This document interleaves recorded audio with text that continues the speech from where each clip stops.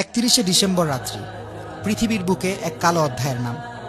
এ রাতকে কেন্দ্র করে পুরো বিশ্ব যেন পাপাচারের এক অশ্লীল জগতে প্রবেশ করে। রাত 12টা বেজে ওঠার সাথে সাথে আতশবাজির বিকট আওয়াজে কেঁপে ওঠে পুরো দেশ।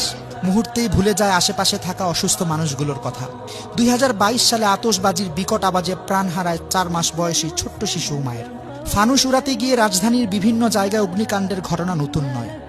অসংখ্য অগণিত পাখি ঝাঁকে ঝাঁকে মরে পড়ে থাকে রাস্তায় রাস্তায়। কে নেবে এর দায়? গল্পটা এখানেই শেষ নয়।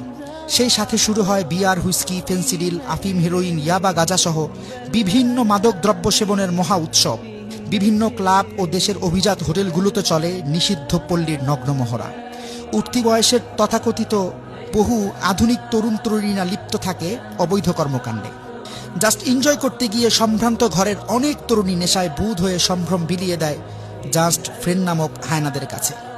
বহু জায়গায় কনসার্টের আয়োজন করা হয় এবং নারী পুরুষের এই অবাধ মিলন মেলায় যেন অশ্লীলতার জোয়ার ওঠে।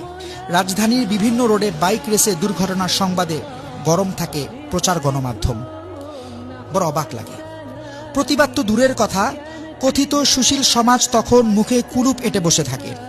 নিষিদ্ধ অ্যালকোহলের লট ঠেকাতে আইন শৃঙ্খলা বাহিনীকে চরম হিমশিম খেতে হয়।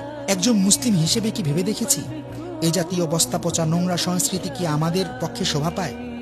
ইসলাম তো বটেই, এমনকি একজন সুস্থ বিবেকমান কোনো ব্যক্তিও এ জাতীয় চরিত্র বিধ্বংসী উদযাপনকে মোটেও সমর্থন করতে পারে না। সত্যি কথা বলতে কি জানেন, এই ঘৃণ্য সংস্কৃতি আমাদের নয়।